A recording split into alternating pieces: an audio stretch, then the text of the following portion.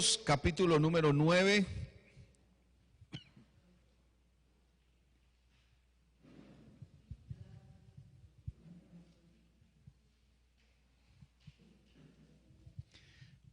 Hebreos capítulo número 9, verso 12.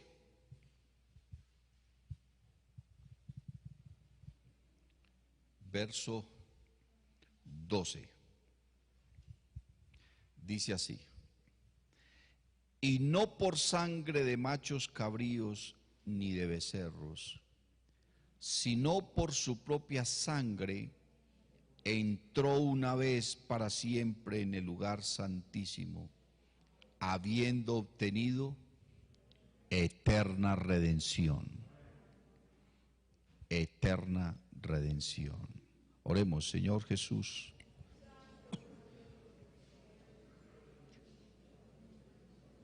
alabanzas a tu nombre. Te adoramos, te glorificamos, Señor Jesús.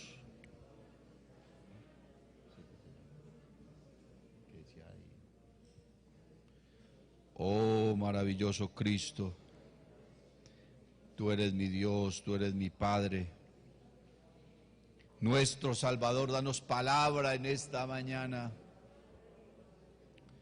conforme a tu propósito, conforme a tu voluntad, Señor Jesucristo. Aleluya. Amén y amén. Siéntense, por favor, hermanos.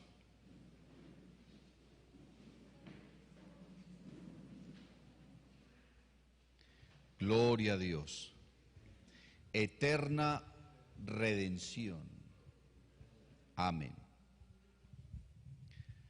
Redimir es rescatar algo.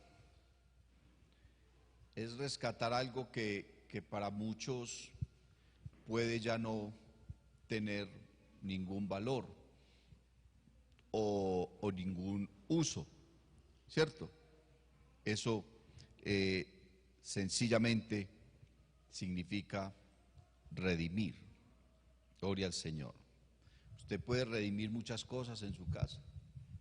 Hay algún artículo que se está dañando, algún elemento del hogar que se está estropeando, usted puede tomarlo y repararlo, ¿cierto?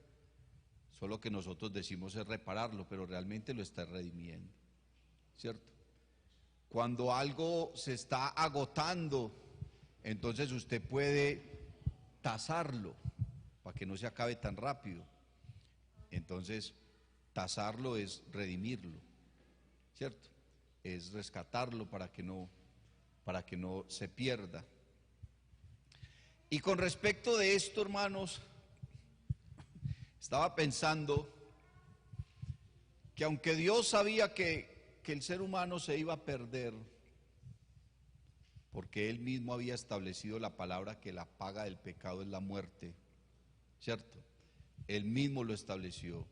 Y cuando Dios estaba creando todas las cosas, Él sabía que el hombre se iba a perder, que iba a buscar su propio camino, que se iba a amar a sí mismo, ¿cierto?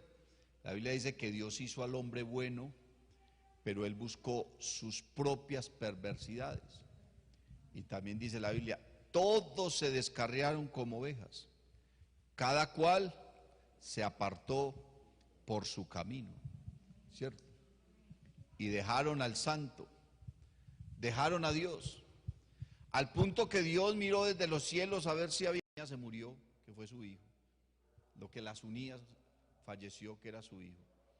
Ahora llega en esa circunstancia y la ley dice que la redención solamente la podía ejercer un pariente, un familiar, más nadie. No podía ser ni un amigo, ni un vecino, ni un conocido. Tenía que ser un familiar suyo el que la podía redimir. ¿Y en qué consistía la redención? Alguien tenía que unirse a ella, casarse con ella. Pero ¿quién se iba a casar con Noemí? Ya estaba anciana.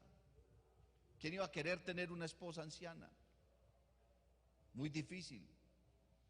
¿Quién quería devolverle las tierras si esas tierras ya estaban sembradas, estaban cultivadas, estaban dando cosecha? El que estaba poseyendo esas tierras ya se estaba enriqueciendo. ¿Quién va a querer hacer eso por una anciana que se fue, que le dijeron tanto que no se fuera y se fue?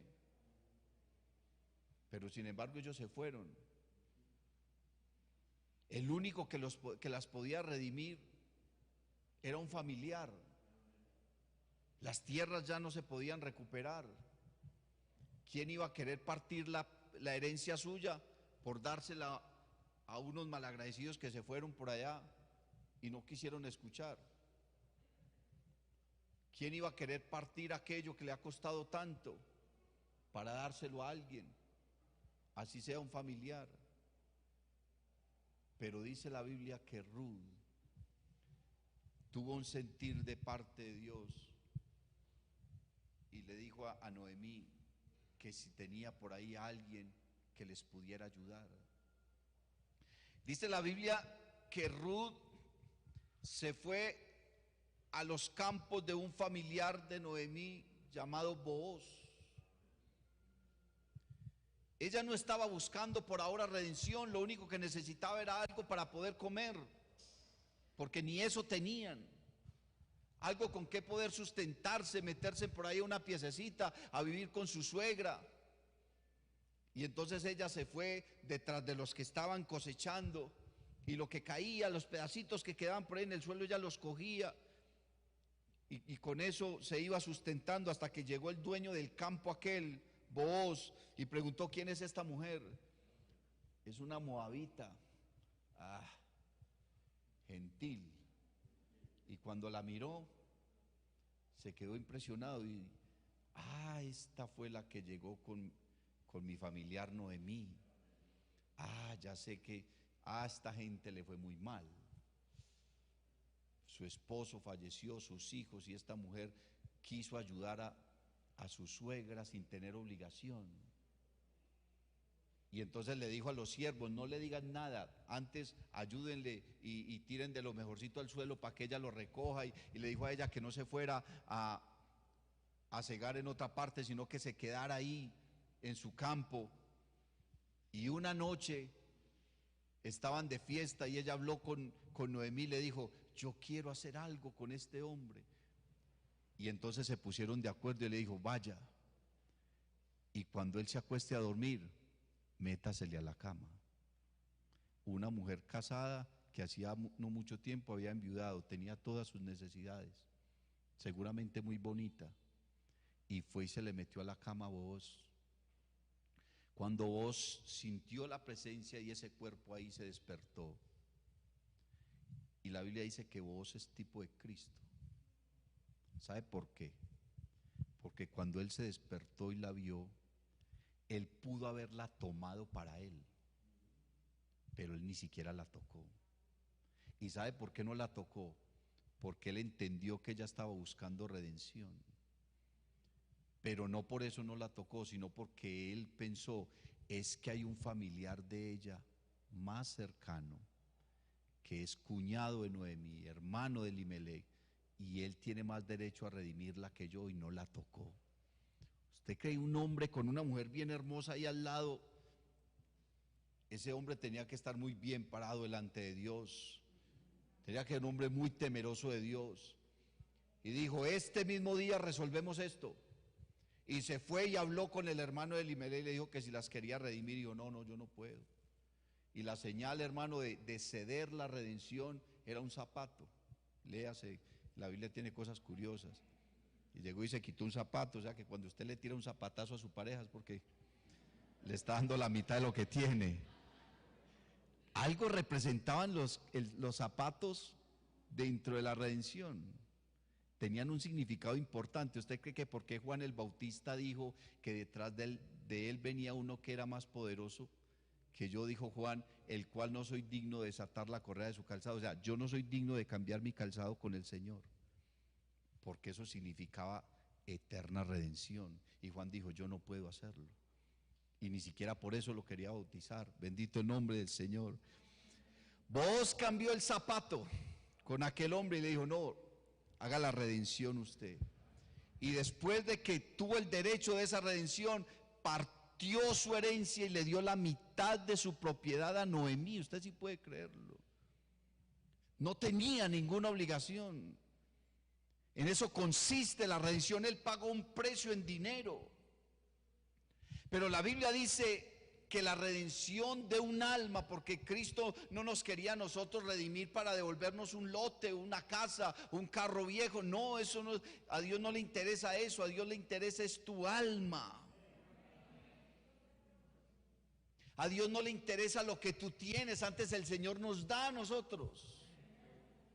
Nosotros somos los que recibimos de parte de Dios y no le devolvemos lo que es de Él. Porque el apóstol Pablo dice: ¿qué cosa tienes que no hayas recibido?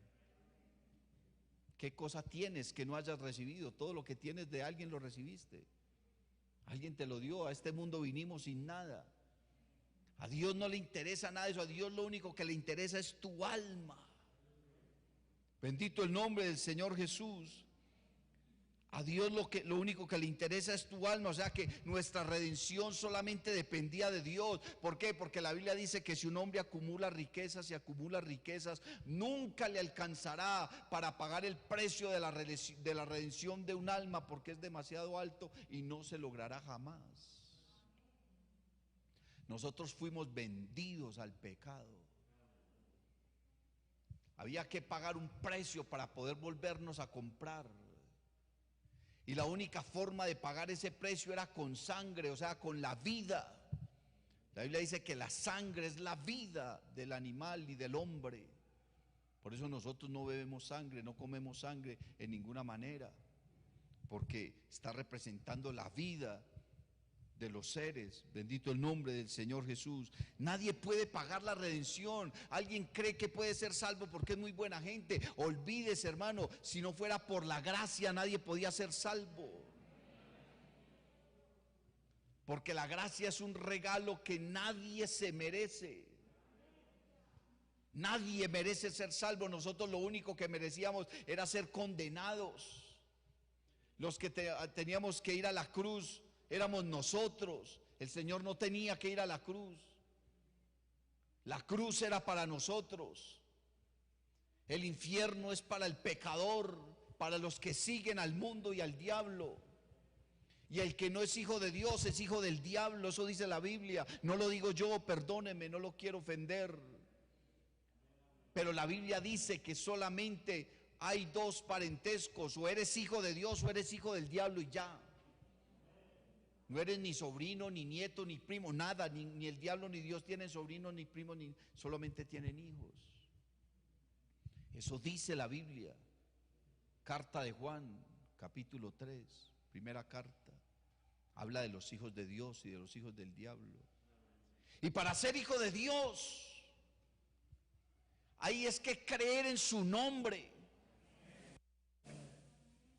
No creer en títulos, no creer en una Trinidad, no son esas cosas. La Biblia dice: a los suyos vino y los suyos no le recibieron, mas a todos los que le recibieron, a los que creen en su nombre, en su único nombre, porque no hay otro nombre bajo el cielo dado a los hombres en quien podamos tener salvación.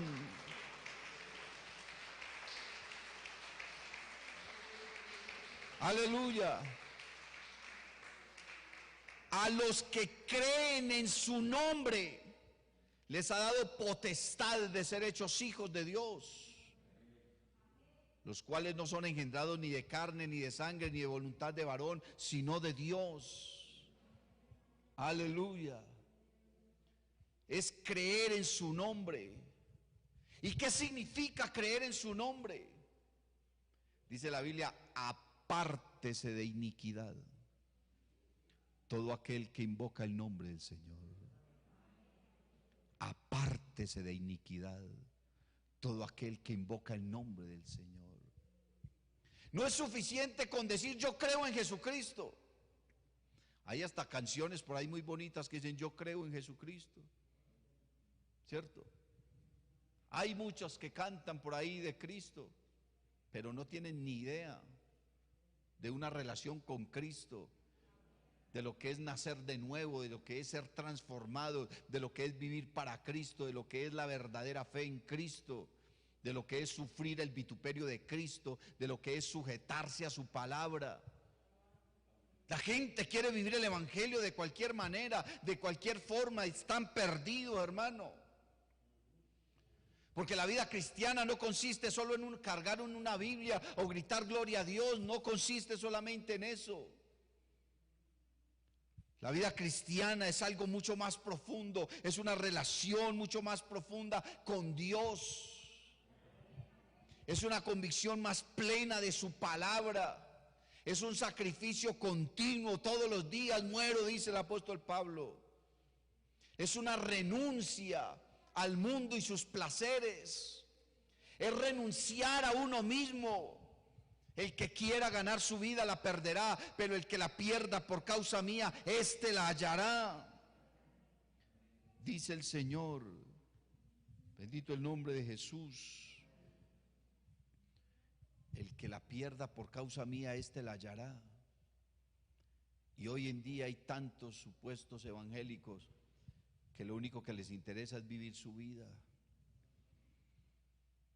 Y no es así. Si usted es cristiano de verdad, usted renunció a su vida.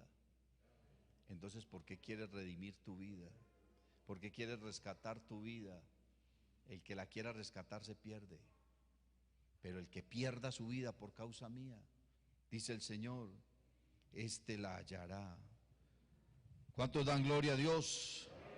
Otra alabanza al Señor Jesús.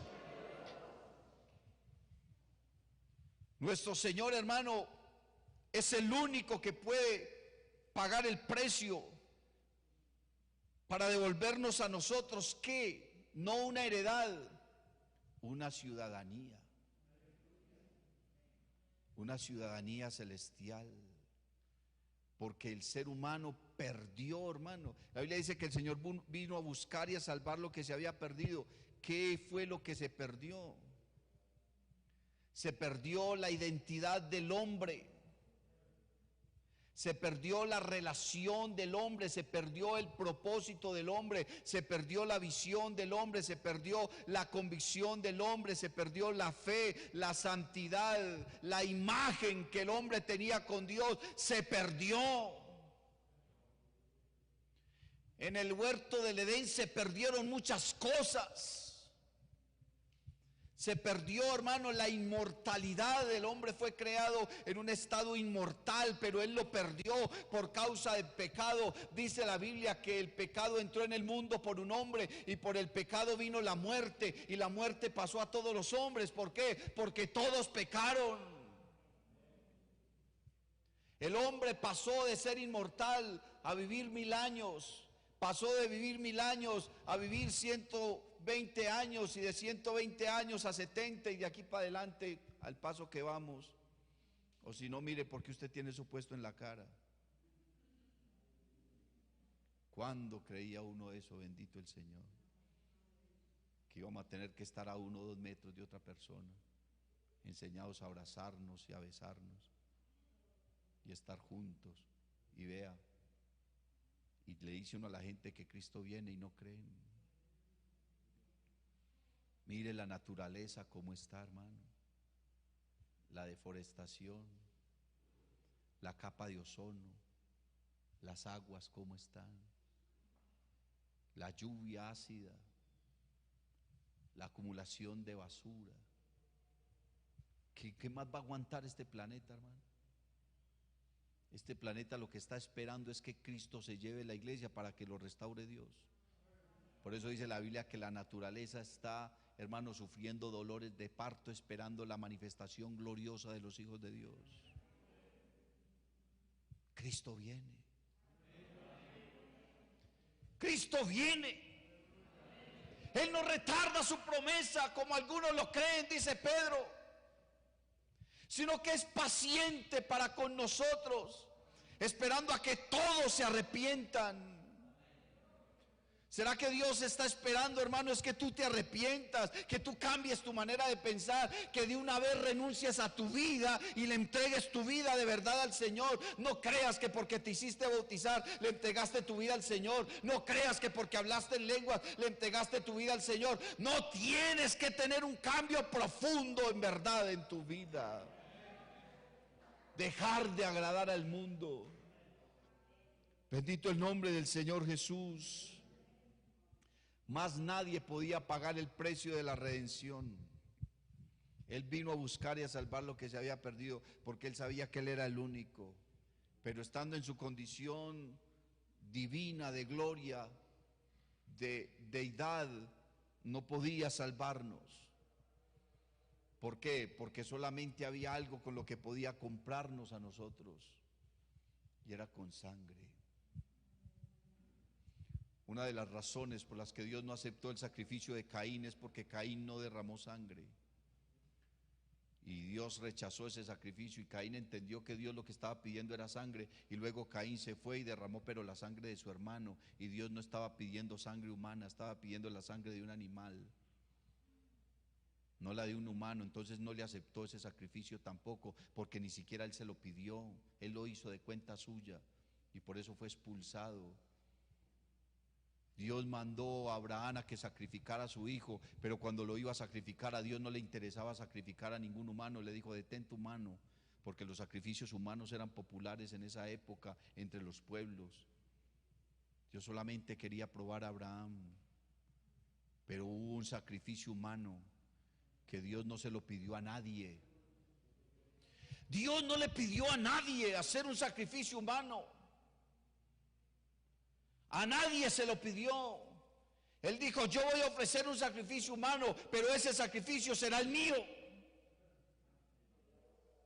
Yo mismo voy a ir, yo mismo me voy a hacer humano y yo mismo voy a sacrificarme, voy a entregar mi vida, me voy a ofrecer en sacrificio. ¿Para qué? Para que a través de mi sangre, que no es una sangre de un humano normal, que no es una sangre heredada, que no es una sangre manchada por el pecado, yo mismo la voy a ofrecer y la voy a derramar. ¿Para qué? En sacrificio vivo, porque ese será el precio para la redención de los que crean en mi nombre.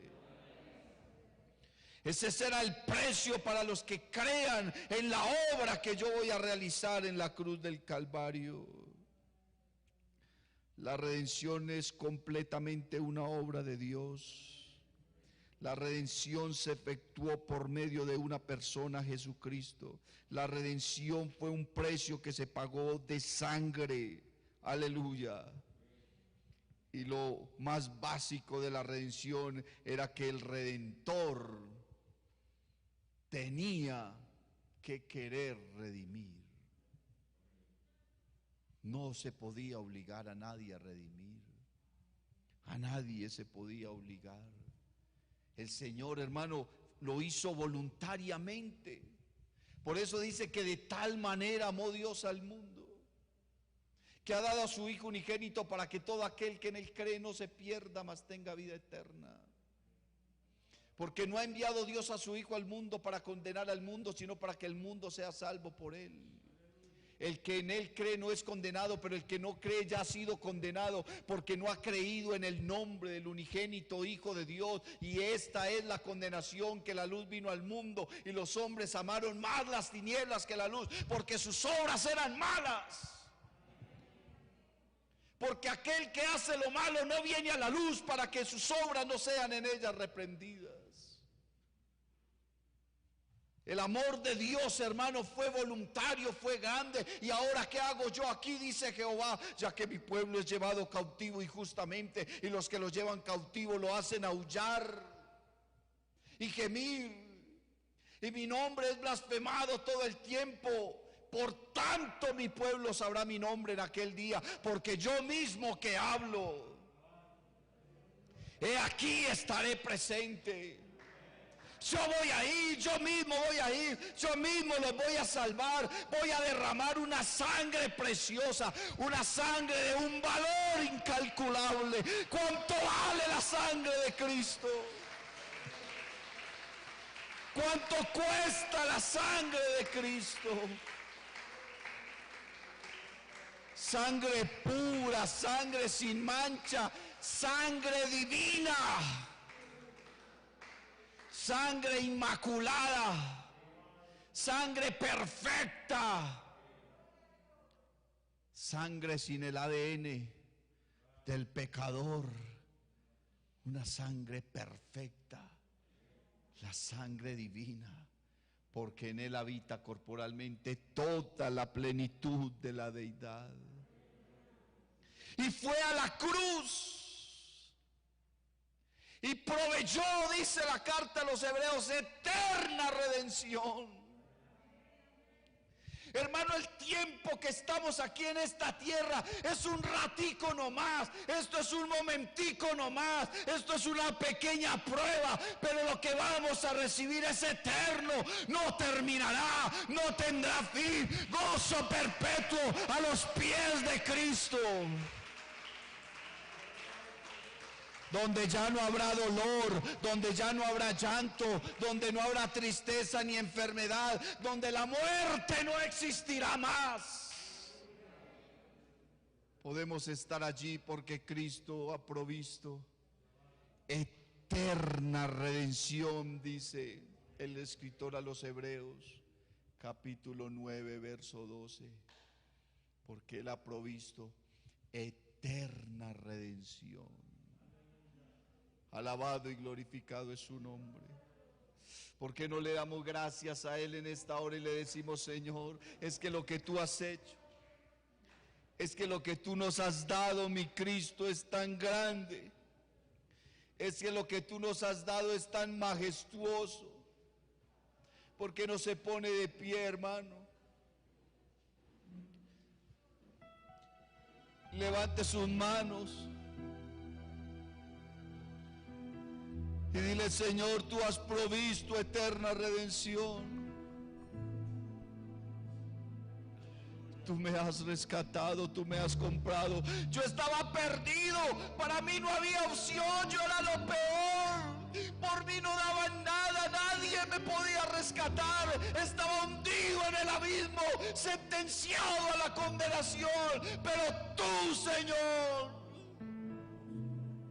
tú me miraste con ojos de amor y misericordia, me diste tu gracia, tú fuiste a la cruz por mí.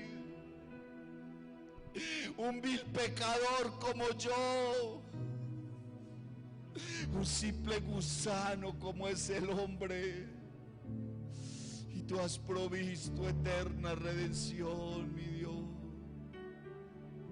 Dios te bendiga. Si te ha gustado esta predicación, te invito para que visites mi canal en YouTube y en Facebook, Eduard David Tabort. Suscríbete y activa las notificaciones. Estoy seguro de que esta palabra será poderosa para tu vida.